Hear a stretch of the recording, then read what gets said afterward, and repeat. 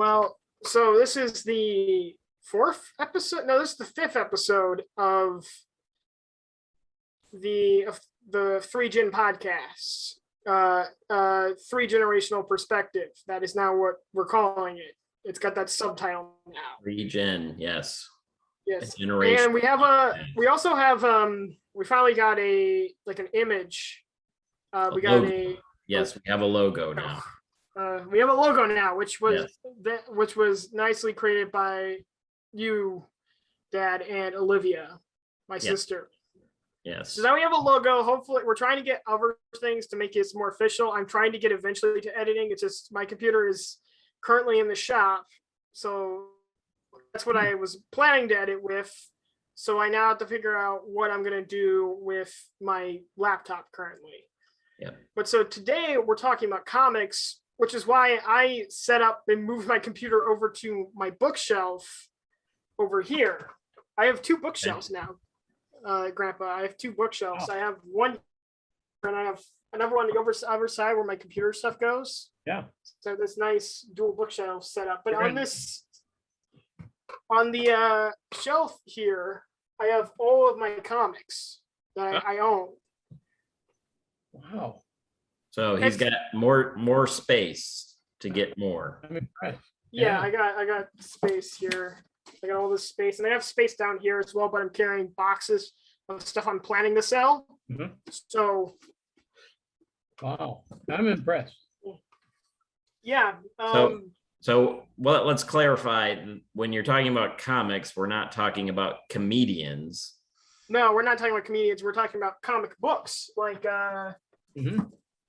like either like this. I'm trying to get this Nightwing comic I have here. Oh, Yes. yeah. Volume 1, or something like I also would be willing to talk about something like Calvin and Hobbes books, Oh, wow. which I also have over here. Wow. Like comic books, comic strips, kind of I remember I was watching, because I watched a lot of stuff about comic books, mostly superhero comics. They're kind of like the main stream kind of current comic industry. And it is true. It's interesting that you bring up that point of not comedians comics, and that the reason that comics are called comic books are called comic books. That's not an example. Like something like this. Well, this is technically called a graphic novel today, Right. but like the individual issues that make up the graphic novel are called comic books, is because of they're originally meant to be kind of funny, comedic, prints.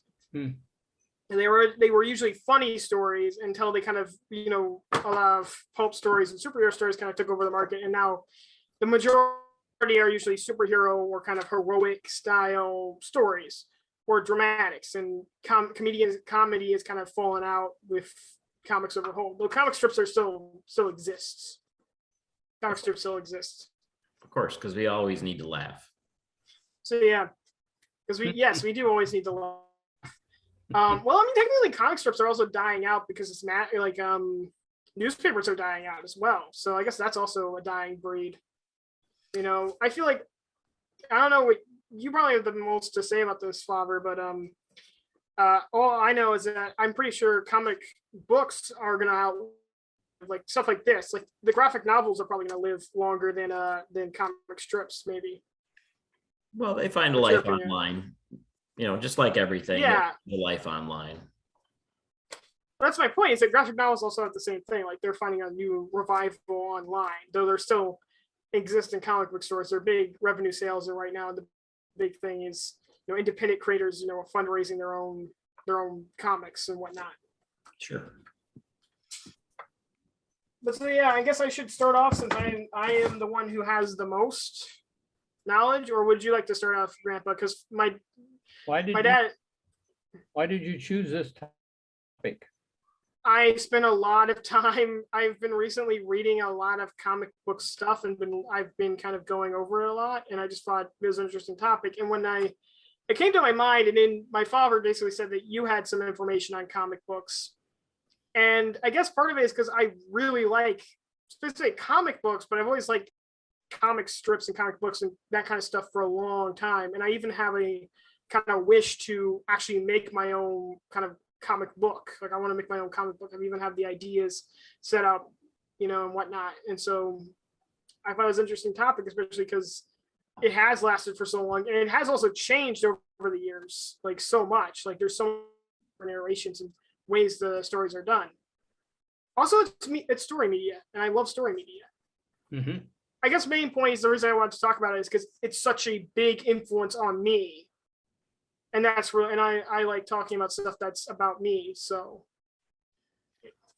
Yeah, and I told him that that you read comic books when you were a kid. So that piqued his interest in that, like, oh, well, maybe that's something that we could talk about then.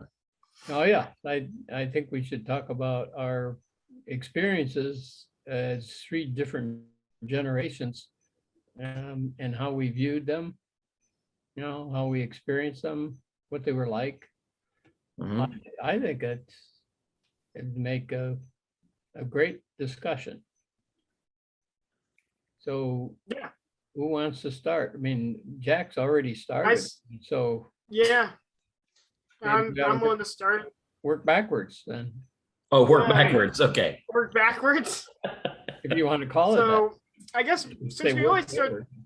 start these videos off usually with talking about our experience, and for the most part, I've always like my beginning was always for like comics in general, and kind of what led me, I feel like, to like my appreciation of comics of all types was probably started with Calvin and Hobbes, which I have here. I know these books, like the books themselves, like I don't think I ever read like a newspaper with Calvin and Hobbes in it. I always read the full books of them. And I think this is interesting. Is what I think is interesting is that my favorite stories are usually, some of my favorites are usually, one, the long series where it would usually continue and there was more of a plot to it than really the short, like one shot stories. I really like the stories in Calvin and Hobbes, like when he would do like multiple issues and they would all relate and there would be one story. And the other one was stories that had, Calvin imagining some other world or some scenario that he was in, like basically him using his imagination. I can probably pull one of those up. I think this one had some. I mean, here we have. What is your, may I ask you, what is your maybe earliest memory of reading Calvin and Hobbes? I believe, didn't you guys read it to me or something like that? That's all I really remember. I don't know. I don't remember what my earliest memory was.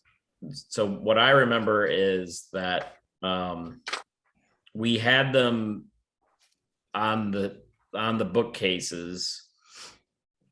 So I think the room that you slept in, Yeah.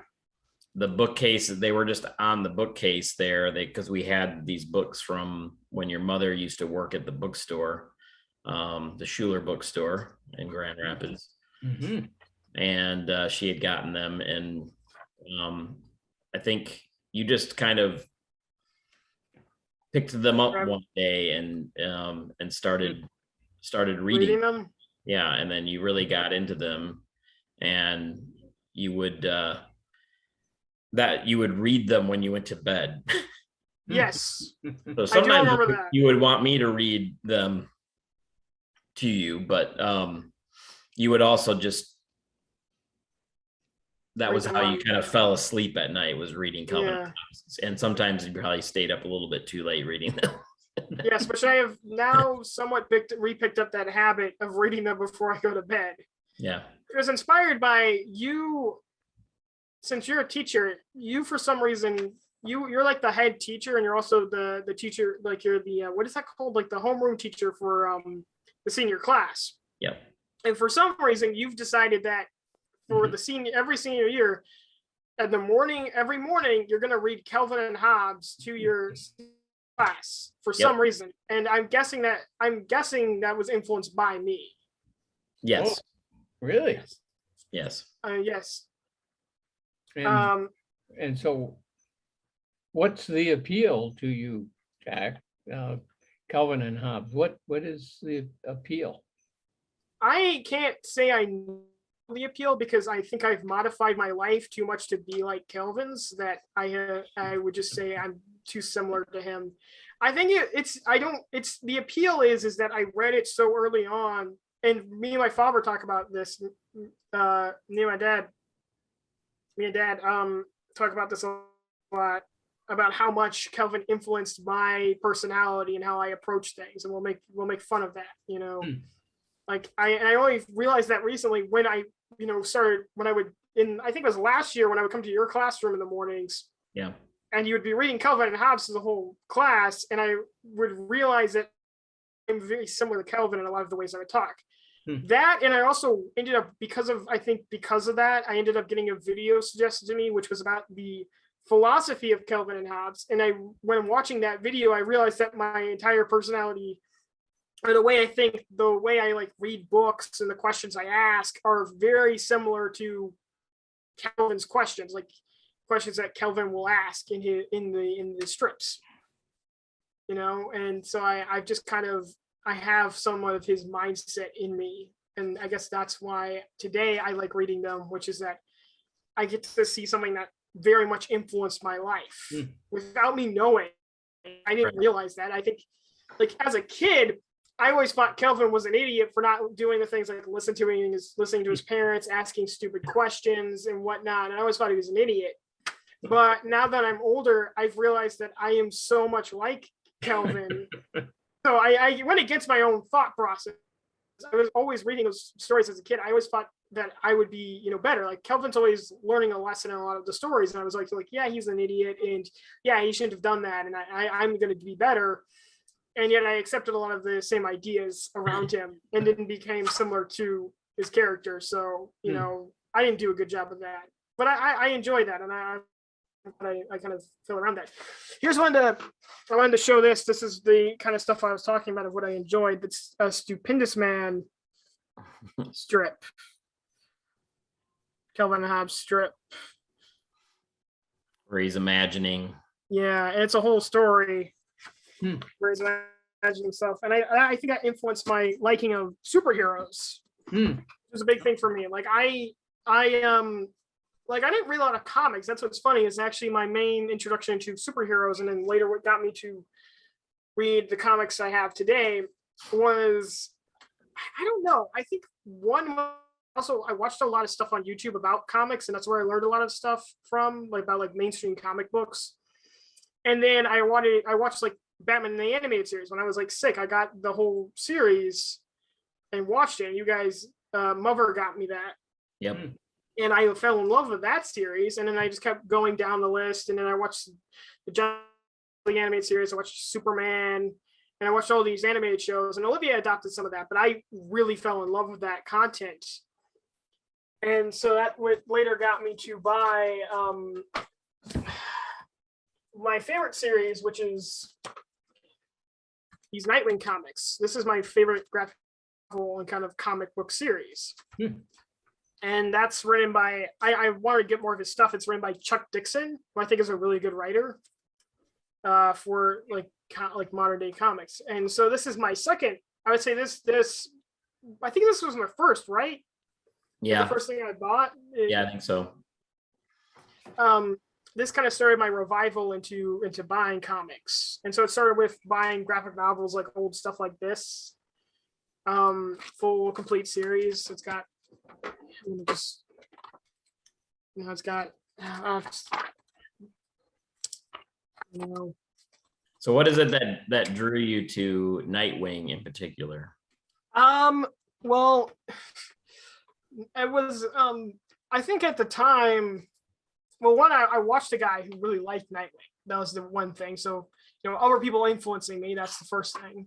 But I think part of it is that as the, I don't know, there's some, it's always, I still like him to this day. Like, he's one of my favorite characters. I would have to say it's because he's in between kind of being young but also being kind of like he's always been in between that, right? Being young but being an adult at the same time. You know, having to deal with those ideas. But I think part of it is that he lives in, I would say, because like the if you study comics, like comic history, the two main popular characters are Batman and Spider-Man, right? Not exactly like Superman used to be a really big character, but in the modern era, like a lot of people like Batman or Spider-Man. And you know, the main difference between those characters is that, and there's a lot of, I think, overlap between those characters. The main difference is that Spider-Man is young and poor, and Batman is rich and old, right? Okay. And so I liked Nightwing because he's in between those things. Okay. Like he's young, but he's not as old as Batman, but he's not as young as Spider-Man, and he's not as rich. Like he's technically as rich as, you know, Batman is, but he's in that middle ground where like he doesn't have access to all of that. He has to, and even in his comic, like the first comic, during this comic, Nightwing basically forgoes all of Bruce Wayne's money. He's like, I don't want this. I want to be a superhero that is my own thing. I don't want to just be Batman's sidekick. I think that's another thing I liked was his story and his arc.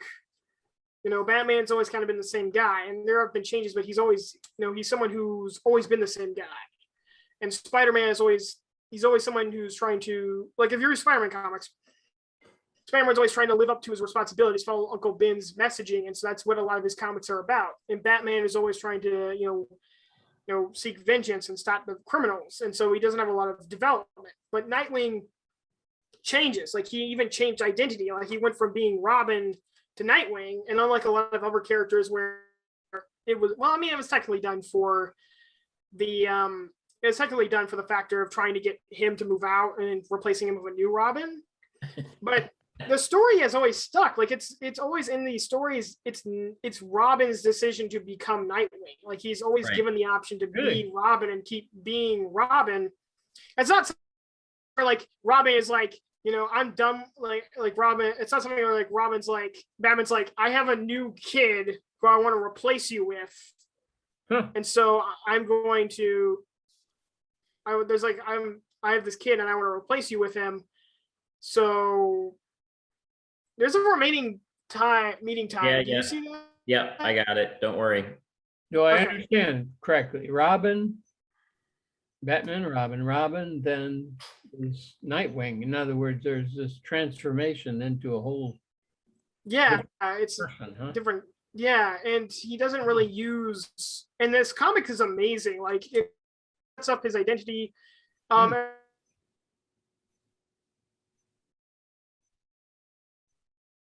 And he's like a teenager, early young adult, to Batman, who's this old, he's usually an adult by the time you see him, and he's very rich, and so he's able to do a lot of the stuff that he's able to do. And Nightwing's kind of in between. He gets a good amount of money from his like in the book, it explains how like his parents that died, you know, his actual parents had like a trust fund for him. So he has all this money, like he technically does have a good amount of money. Like he's not poor like Spider-Man is. He's not always needing a job, but he's not rich like Bruce, and he can't just buy a house and do all that stuff. I think the other reason I liked Nightwing is the fact that, and this is specifically about this comic, because I learned all that stuff before I read Nightwing comics. But the thing I specifically liked about Nightwing comics when I started reading them is how, I guess he adapts around his city. You know, he goes to Bloodhaven. And originally he goes to Bloodhaven just to solve a crime, but then he accepts it as his own city. He's like, I'm going to become the protector of this other city, not Gotham City, but I'm going to become protector of Bloodhaven. And it's like the worst place ever. Like it's described in the comic as, instead of where Gotham City, the crime goes up, where you have the criminal underworld and the criminal, like, you know, the crime, like the government in the city are good. They're good people, but they're just fighting a losing battle. Like, the cops are good people, just in a bad situation, and the crime is just rampant everywhere. But like, you know, you can still live a good life in Gotham City. It's just that you're gonna have to deal with some crime. Bloodhaven is riddled of crime, and then on top of that, all the politicians are corrupt and also bought by the criminals. So you're just screwed. And they do a really good job. Chuck Dixon and the artist too. The artist, I can't remember who he is. I believe it's in the front. The artist, it changes, but like I think Scott McDaniel is the main artist. Chuck Dixon and Scott McDaniel do a really good job of presenting the city as a place that is just destroyed and riddled with crime. And when you watch the action, like these fight scenes, like the city is just falling apart, like everything is disarrayed, like there's streets that are just broken. It's a terrible place, and you just don't want to live there. And the people who still live there are just stuck there. And it's this thing of where Batman is fighting a perpetual war with crime, you actually get to watch Nightwing slowly fight off. He's fighting in this world, but he's making progress. Like the city slowly gets better as time goes on. It's not hugely better. I mean, I think there's like 6 volumes, and by the 4th, the city is still like they still have a corrupt police commissioner, and we like the mayor, like everyone's corrupt still. But like you see progress made, and see the city kind of get better as time goes on. And I think that's what I love about it, is where Batman is kind of fighting a war that never ends. Nightwing has the chance to kind of change this city, and you get to watch him kind of do that and kind of think about, what do I want to do? How do I want to make this city better? And how do I do that with the resources I have? And I always enjoyed that. And I liked watching that happen through this entire series, which took me a while to actually get to the 4th volume, was it? No, 5th volume. I have all 5, and I think there's 9. There's 9 in total. I'm at the 5th volume of it. I haven't completed this whole series, the Chuck Dixon run. I haven't completed Chuck Dixon's run. But I got to 5, and that was like last year. I stopped reading it for a while, and I started. But even after that, like after I got the first 2, I started buying more comics. Like I have some single issues here. Like this was the recent one. I got this Moon Knight comic recently. Who I actually really enjoyed this, but I recently just bought this. I got a couple of single issues which I enjoyed. But after that, I started buying more comics and really getting into comics. Until recently, where, I just felt like, I stopped buying single issues because I just felt like the stories weren't going so well. And I kept hearing bad things about a lot of the other comics that were going on. So I just stopped buying like single issues. And that's kind of where I returned to buying the Nightwing series, because I was just like, well, I like this series. I know I like Chuck Dixon's run. So I'll just finish Chuck Dixon's run. And that's kind of where I am right now, is trying to finish that run of comics. But that's my current comic journey to today, where I'm just kind of trying to finish some of the older stuff before I gotta get newer stuff I want to read. I don't know what new stuff I want to read. I have some ideas, but also but for now, I'm just kind of trying to finish that run of Nightwing. Anyway, that's my story. Do either of you want to start off?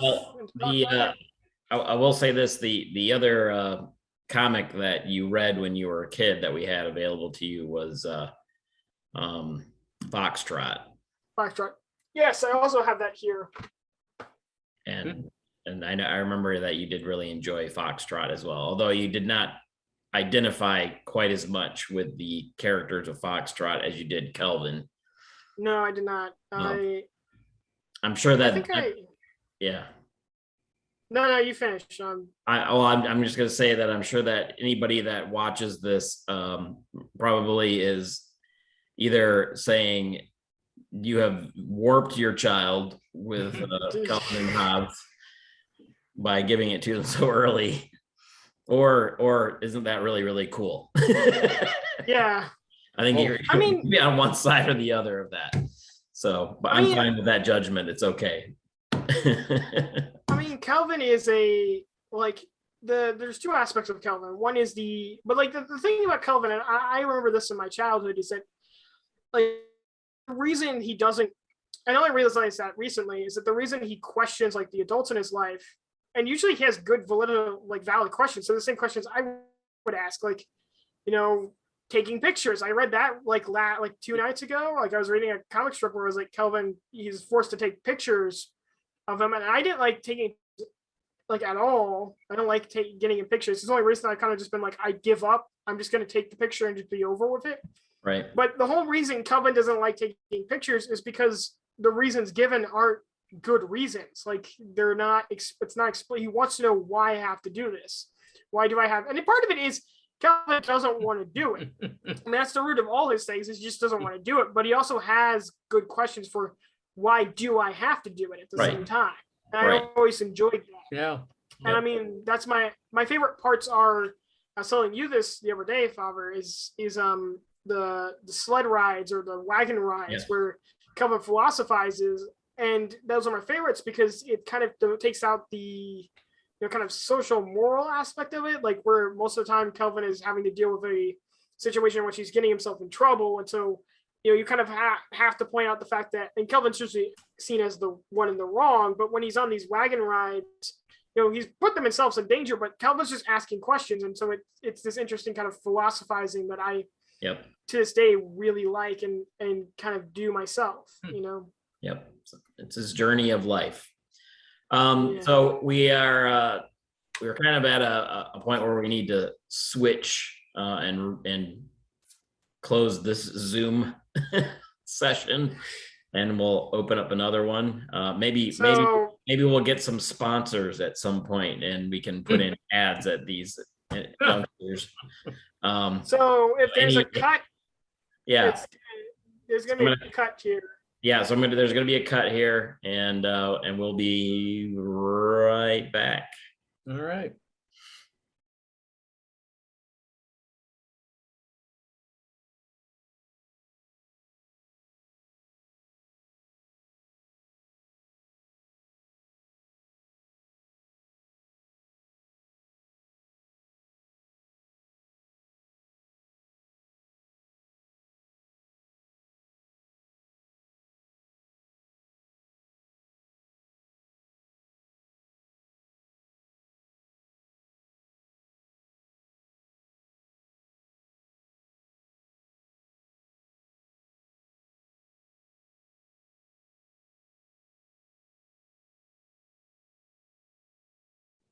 And we're back.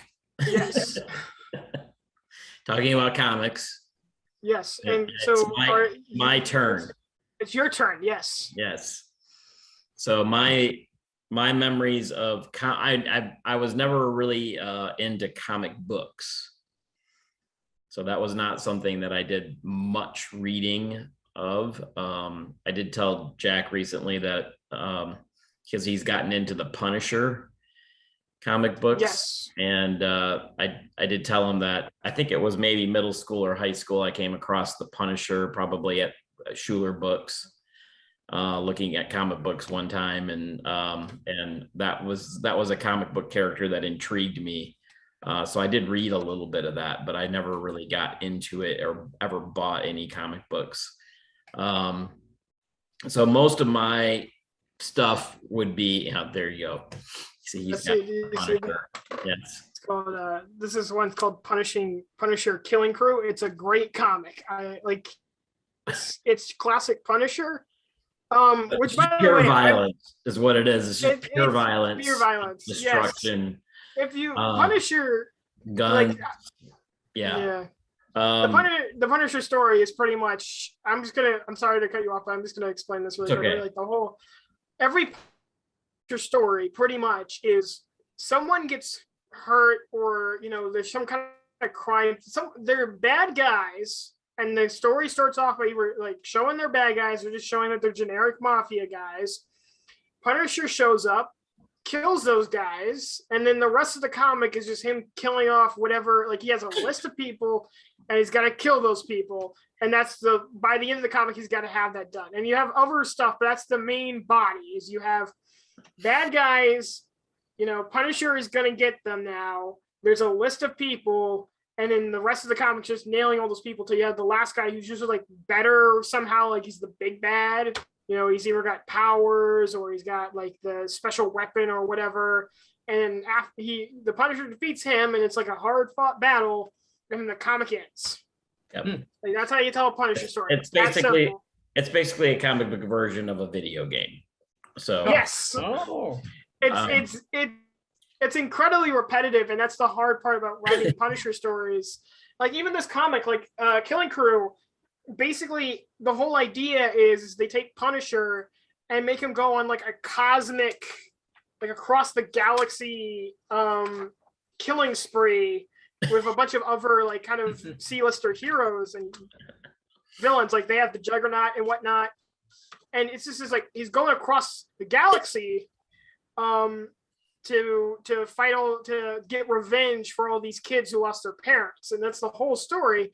And they basically have to do that because, like, if it was just regular mafia guys, like Punisher's killed 1,000 mafia guys. Like, you have to up the games. You have to make Punisher, throw him into a weird scenario where he's never been before. So their idea for this the exact same thing every single time. Every time it's the same thing. You just gotta, you have to just, the things that change in Punisher are the setup, or kind of the stakes are changed sometimes, like who's at risk, you know. But like a lot of Punisher comics, like I remember I was reading in a comic book store, there was one comic I wanted to get, which was Punisher War Machine. And the whole plot was just Punisher getting an Iron Man suit. And then what would Punisher do with that? And that's the whole plot. And again, what he decides to do is just topple some dictatorship, like right off the bat. Like immediately he just shows up some random country and it's just like ruled by like a communist dictator, and he just, you know, kills the dictator. And that's the whole plot. It's just telling how he does that. So yeah. So I would say that, yeah, my my involvement in comic books and that is not that deep. Very limited. It's probably more through movies and TV. You know, I did watch the Batman 60s with Adam West. I would watch episodes of that. I really did enjoy that. You watched Batman in '89. Yeah, and then when I was a kid, the Batman animated series came out. Well, not when I was a kid. The Batman animated series came out when I was an adult. Yeah. And and I did watch that and enjoyed that, but I enjoyed the Batman movies that they made in the 80s, and then the Superman movies as well. Christopher Reeves and on all that. So that's really my comic book experience. And of course now with the Marvel movies and that of course is like everybody's experience. But my main experience is comic strips. And so my greatest memories with that is with you, Dad, just reading. You know, we would get the newspaper, and then actually when I finally became a paper boy and delivered the newspaper, and I just remember as a little kid, right, especially the Sunday comics, I'd grab the Sunday comics and I'd come and get you and say, read me the comics, and you would sit there with me, and you would in color. Yeah, you would read the color Sunday comics. You'd read through them with me. And you would make voices. You would come up with voices for the characters. And do you remember the favorite position? Yes. Yep. You would be laying on the floor, and I think I would be lying on your back.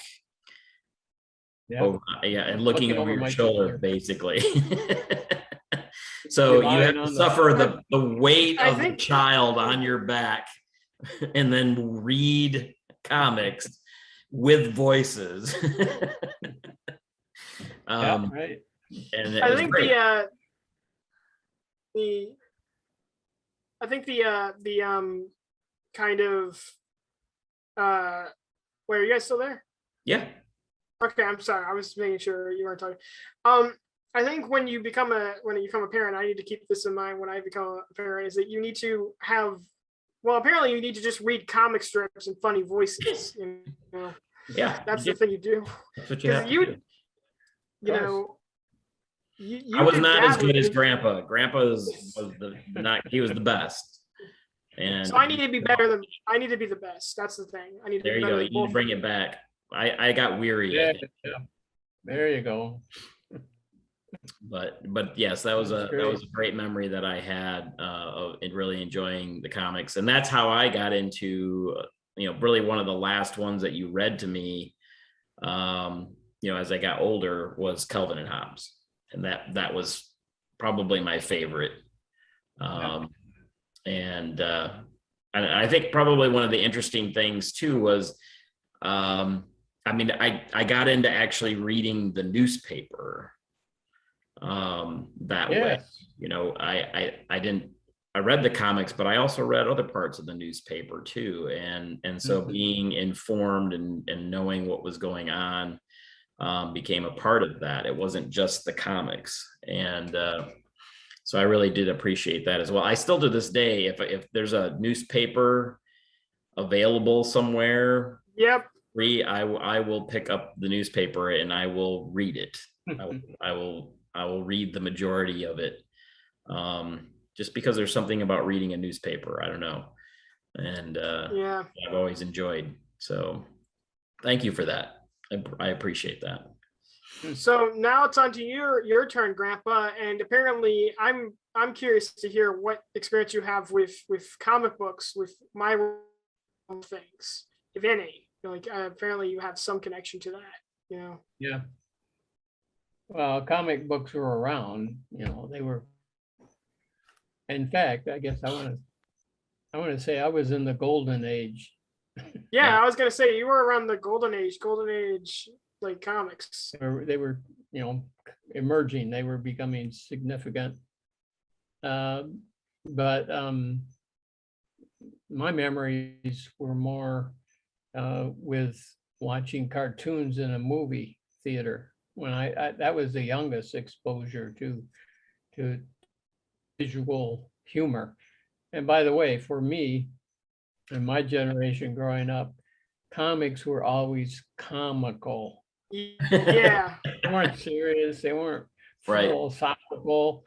They weren't trying to figure the world out. They were just trying to make us laugh. Mhm. Well, And, Yeah. when I'd go to a movie with my parents, and I was fairly young.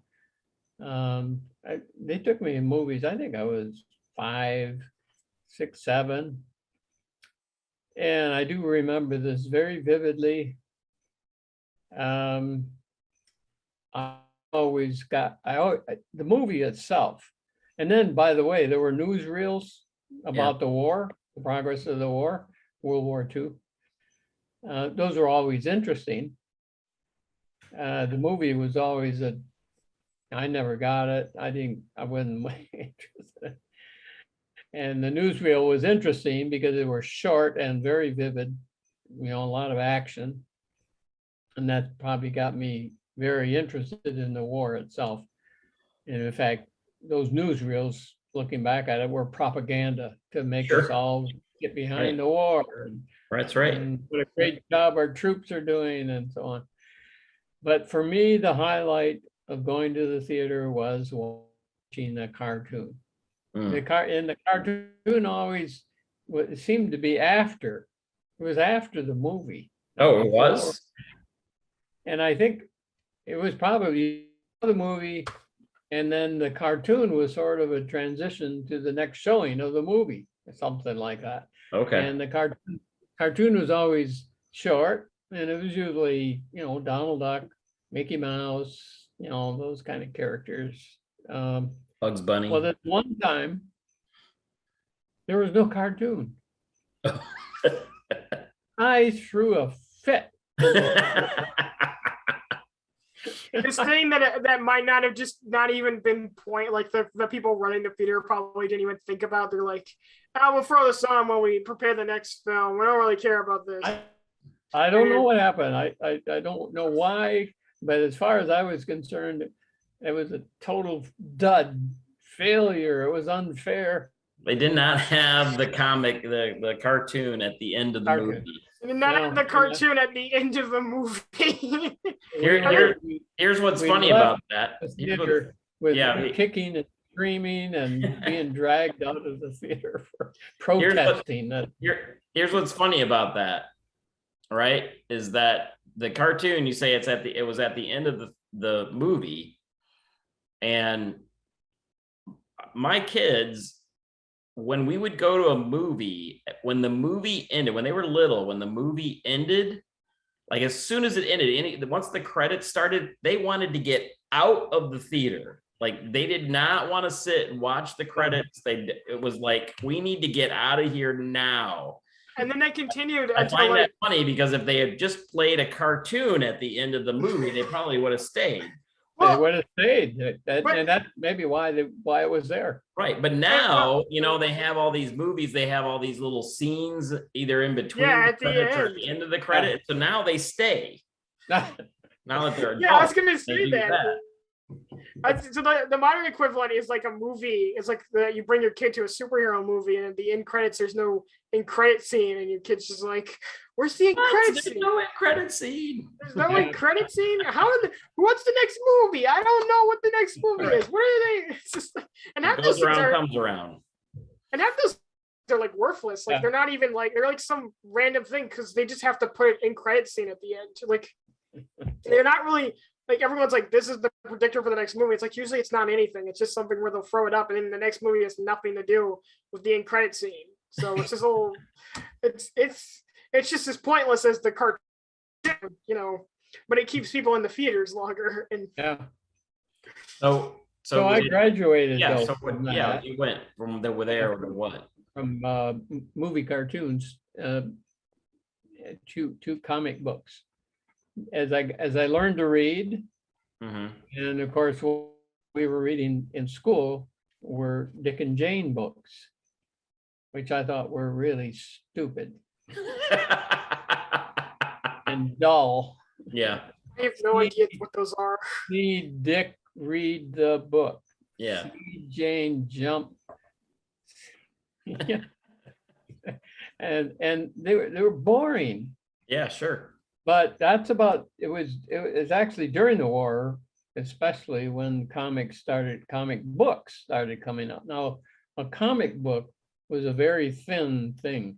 Right. It had a really Yeah. glossy cover, but inside was cheap paper, you know, with very cheap print and so on.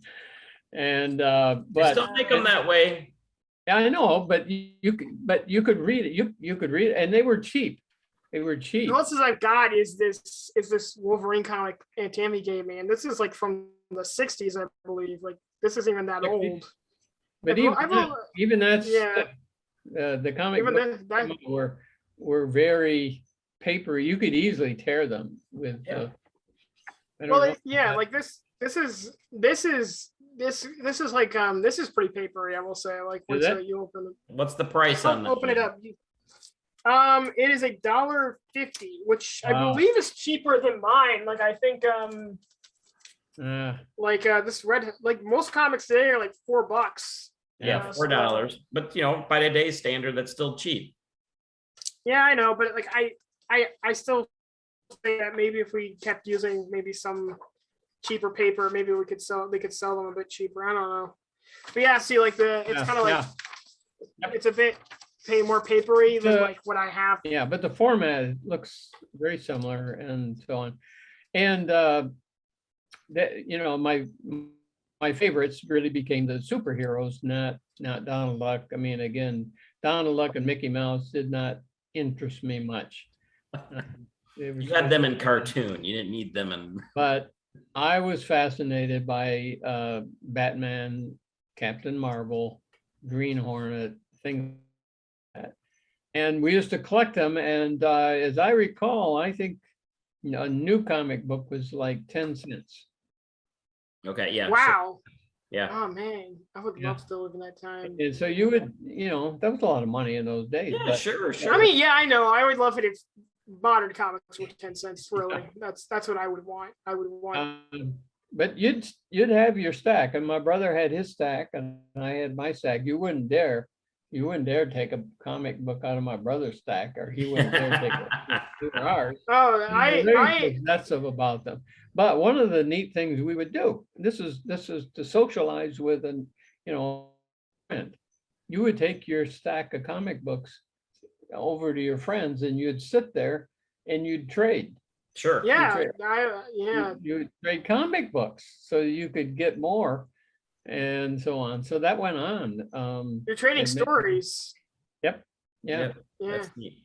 So, but as I recall, as I graduated, now let me just say this. I thought a little bit about why were comic books so appealing to me? Mhm. They were. Not the cartoons, because I couldn't take the cartoons. You couldn't hold it in your hand and hang on to it like an actual comic book. But a comic book really had appeal. Number one, it was easy to read. And I wasn't the fastest reader. I wasn't a great reader when I started out, and then Dick and Jane bored me to death. But and big books, big books, read those. I mean, they're too. So it was a way to start learning to read other words and learn new words like shebang or Shebang. booze, bang, whap. I learned to read those words. Yeah. They were cheap, as I said, 10 cents. Where'd you get the money? You could trade. Yeah, right. And you could collect them, which was really kind of an interesting thing. But they made you dream, and a dream about being a superhero and what that would be like. And you wanted to be a superhero. So I was gonna say that my love of comics comes from my want. I have somewhat of a want to be a hero, and I always read them, and I always felt like because a lot of people, and that's what's interesting is you talk about wanting to be a superhero, and like I don't like that appeals to me. Like everyone appeals to that idea of like, what if I had superpowers? But what always was interesting to me was the idea of, and I guess the reason I like Nightwing is that he's just a regular guy. Like you talk like someone like Spider-Man, and Spider-Man's kind of a normal dude, but like he's got powers and whatnot. Like my favorite heroes are those that are just normal people who are just trying to do their best to help other people. That's what I always liked about comics, and especially as I grew older, is like I like the idea of the hero. What comics taught you about being a hero, about being a good person, and kind of a lot of people I kind of talk about. A lot of people talk about the fall of comics. A lot of people talk about how they lost the heroics. People lost people stopped the superheroes stopped being heroes. They stopped being good people. That's what a lot of people talk about that in the modern era. Like a good example of that is Man of Steel, the movie Man of Steel. Yeah. Right? Have you seen that movie? I know you've seen it, Father. I've seen it, yeah. Yeah. I don't know if Grandpa's seen it. I don't know. Have you seen it, Grandpa? I think I've seen it. Like in a lot of people talk about Man of Steel, and in Man of Steel, like you have when you really watch it and understand it, because when I watched it, I was like a kid, I didn't understand any of it. But now kind of rewatching it and kind of seeing people who kind of talk about it, you realize that this movie isn't really about, like, you realize the character in it isn't really a hero. Like he doesn't act heroically. Most of the conflicts are things that are affecting him personally. Most of the problems are things where, and he kind of heroics there and there, but like you feel almost like you're watching someone who's more in it because of what it personally affects him, how it personally affects them and not how it affects everyone else. And the big example of that everyone talks about is like the end scene where Superman's throwing Zod into all the buildings and blowing everything up, and all these buildings collapsing, and it's just like, what are you doing, man? Like, it's just like, what are you doing? Like they're blowing up, and like you have previous scenes where you just like I think even in the movie, like the final scene never, like as a kid, I think as the final scene, I was never like, this is terrible, because I always felt like, well, I felt like Superman was forced into it as a kid, and as today I feel like there's arguments being made that that's not really true. But the scenes that always made me kind of as a kid be like, is that really heroic, or is that really a good thing? Was like in the town, like there's a small town scene, and like I remember like Superman gets thrown into like an IHOP, and he's like, they're throwing each other. He goes, I'm like, can't we get out of this small town? Like, this like, shouldn't we be going somewhere else to fight this? Like, can't Superman take these guys somewhere else? Like he's he's somewhere where there's nobody else around. Yeah, like it's like this small town. Like with the big city, it's like there's giant buildings everywhere. Like and Zod's actually an opponent for Superman. Like he's got powers, the same powers as Superman at that point. So they have similar powers. So it's always like, well, he can't get Zod out of the city. And there is argument like Superman's like punching him in the buildings and whatnot. And there's like total you can blame him and be like, that's not really a heroic thing. But the point that I always feel like was the point where Superman the hero was when he was destroying the small town with Zod, and he's like, he has the power to bring these people out of this city. Like, they don't have to fight here, you know? And you kind of see that as the movies go on, these characters don't act, they're weirdly heroic, right? Like, they don't do their best. They just do what weirdly. They're heroic. And I think a good example is like, they're more like Greek myths, right? Like when you read a Greek myth, humanity is basically like they're gods, and humanity is like their plaything. Like they're protecting humanity, but it's not because they care about human beings and they're trying to protect humanity and they care about these people. And like, you know, but it's more like, you know, humanity is my plaything, not yours. You know, I get to mess with them, not you guys. And that's what those movies feel more like. And that's kind of how comics can feel like, is that characters don't really actually care about other people. They're not heroic. They just care about how things affect them. Their problems are, you know, like the whole, which is funny because, like, you know, I think the main change for comics, where kind of comics became more kind of serious, but like the change for like mainstream comics and what kind of started where comics have ended up today was like Spider-Man. You know, Spider-Man's whole thing of like, you know, he's the biggest one, but like, you know, the whole thing of like, with great power comes great responsibility, and kind of having that lesson there, and having someone who's kind of has to deal with a moral lesson. And I it's basically like, I think Stan Lee is kind of what made the modern comic. You know, he's the one who influenced kind of the modern comic. And I would say, like with Spider-Man, his whole story is, and I believe that's the beginning of like kind of the current comics. And his whole story is about, you know, Peter taking too much, or like caring too much about what's going on. Like the whole point of the story is that he cares too much about, you know, what he can advantage himself with. He basically is selfishly, he's all about himself.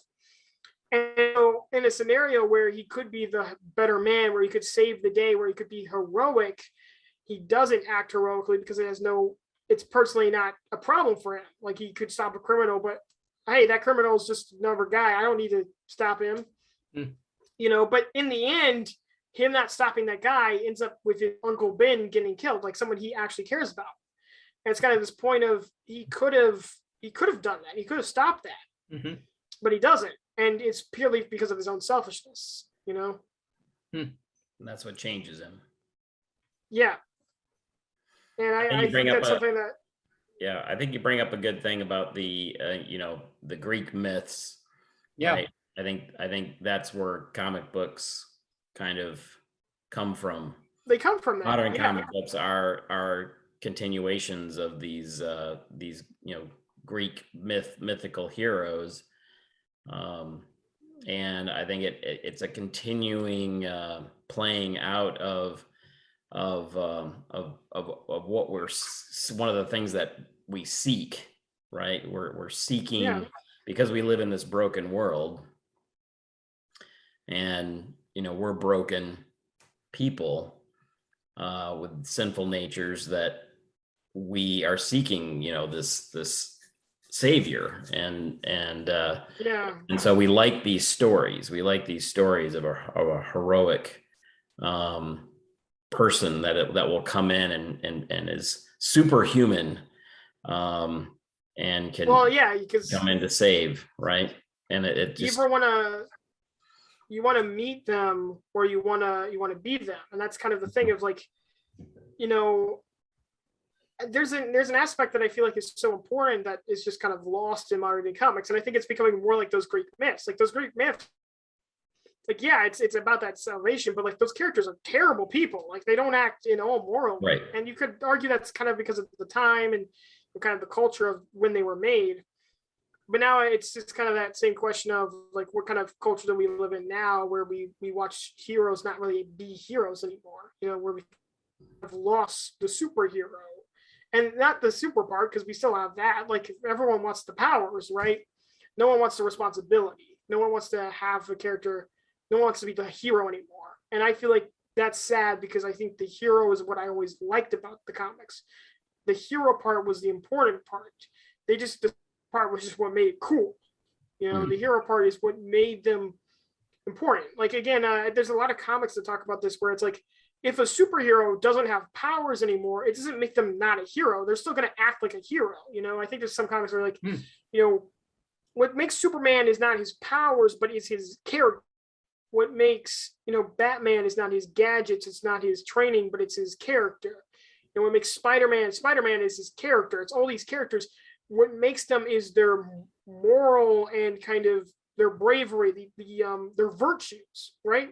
That's what makes them good people. That's what makes them who they are. It's not, it's not their powers. And I think a lot of times today we're so obsessed with their powers. We're so obsessed with like, and I find that cool. Like I watched the show Invincible a while back, and I thought that show did a really good job of presenting like a universe. Like it was very gory and brutal. And I was like, that show kind of presented a universe.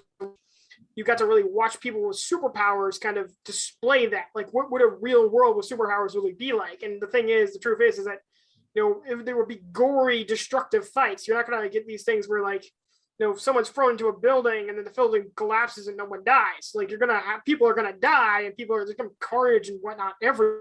Like these fights are like battlefields. They're not like the comics, and the show does a good job of presenting that. Like almost a realistic version of what being a superhero would be like. But even then, it doesn't try to remove that heroic aspect from it. In fact, it's kind of the central point of the whole show is kind of the heroics end up being what's important. Humanity, the humanity of the people of the main character is what is the important aspect by the end of the show. Like it's his connection to humanity, and it's his good nature that kind of arguably today, though, I don't think either of you have seen that show, and I don't know if you want to. Like I don't know my grandpa. You might want to watch that show. But yeah, that's the point. Is that like even in the end, even though that's a cool aspect of like having the show where there are kind of characters with real superpowers and kind of these ideas of watch that. If there was no heroics, if the heroic aspect wasn't in that show, I'd probably hate it more. And there are parts where I really hate it because the entire episode isn't about the main character being a superhero. It's about him being, dealing with his own problems. I'm like, get over yourself. You're a hero. Do save the world. I always say that. Like, I always hate stories. And I know there's an important aspect of it because there's the character arc, and a lot of character arcs are important because it's about, because in reality, you don't just become a hero. You deal with the negative aspects of yourself to become the hero. You have to deal with yourself, kind of deal with the fact that you're selfish and whatnot to become a hero and realize that. There's an important aspect to these.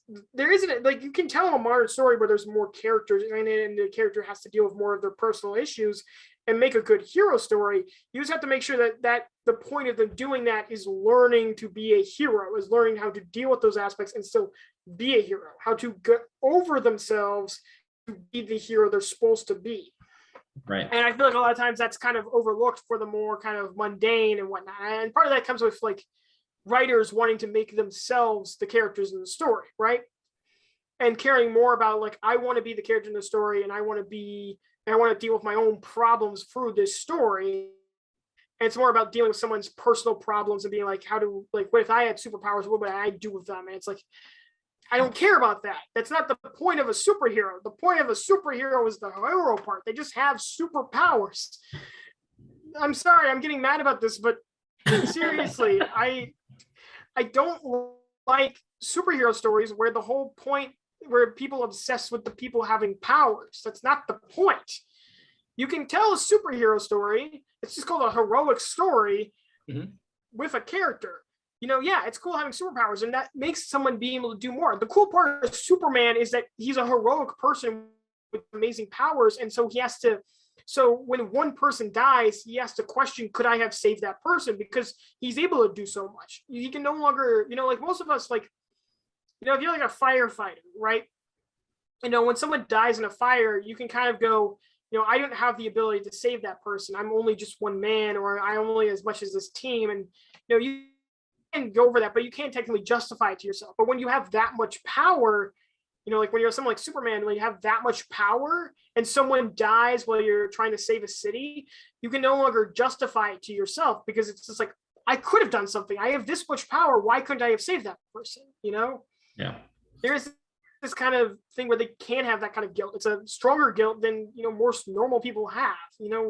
With great power comes great responsibility. Spider-Man's whole idea, and people are forgetting the fact that superheroes have more, not only greater responsibility because they're heroes, because heroes initially have greater responsibility because they're trying to be heroic. You were taking on an idea. You're trying to be better than the normal person. You're trying to be a hero, but they're being a superhero, and the power on top of them being a hero adds more to their responsibilities, to the things they have to do. Yeah. All right. Well, we're running out of time. Yeah. Anyone want to? Grandpa, do you have anything else you want to add there to that? No, except when we had comic books of superheroes, the war affected how you saw superheroes. Superheroes were there to actually prove who were the good guys and who were the bad. And they were very good. I mean, we didn't get into their character. They were always good and on the right side. And so they made us, know who were those bad guys and what's going to happen to them. Yeah. It was simple. Yeah. There wasn't any psychology to it. The only psychology was they tried to blend in to be human, and that was the humor of. That was the humor, right? Yeah, that was the funny part, right? Yeah. Superman trying to blend into Kent, and trying to be a lover with what's her name and Lois Lane. Yep. So and being careful not to give his disguise away. That was the humor of it. Yeah. Yeah. Anything you would like to add? Just that, I think comic books and story, it's such a simple thing, but it's it's a powerful thing. I think it comments on life greatly. I was mentioning how, part of the reasons we turn to it is because of the darkness that we see in our broken world and the darkness we see in ourselves. And, part of the problem is, we want to be the hero. And that's part of that, our desire to be like God. And I would say so. That's our original sin, right? We wanted to be like God, and so we broke the what God wanted for us, because we wanted to be like him, exactly like him, and not just made in his image, but we wanted to be like him. And I think the amazing thing, right, is in scripture we get his son Jesus, who is an amazing hero and really truly does save. And then in the end we become like him. We do journey in that story, right? And we get what we want. And that's one of the reasons why we have this we keep playing this story out, right? I think it's why we desire these stories, is because we're constantly playing that out. And that goes across all humanity, whether you believe in that or not. I think that's what I think is why we're playing that out constantly. So I think I'm gonna end this off here really quickly. I'm sorry for making that giant rant. That's probably more why I wanted to do this topic, is just rant about the things I hate about Marvel comics. So I'm sorry about that. But that's fine. But go ahead and wrap it up. I'll wrap it up. I think I got one little story I want to tell you. No, we can't do that. We have a minute. All right, left. Well, let him tell it then really quickly. It's got to be quick. Okay, tell it really quickly. Did any of you ever dream of becoming a cartoonist? I did. I want to be a comic book writer. And I toyed with trying to write them and so on. Yeah. And I did get one published. Did you really? In high school and okay. The school newspaper. Okay. It was only a 1 frame, not 4 frames. All right. Because that gets too complicated. And what it is it's a cartoon of a student sitting in his chair in algebra class, and there's his teacher next to him, and the student is quoted as saying, "To be or not to be." Great. That is the question. That's gonna be To, the end. to capital B, you know, to be. That's a good ending. Very much. That's a good ending. ending. That's the end of the episode. That was the ending of my cartoon career too, by the way. I never All right. went beyond that. All right. Well.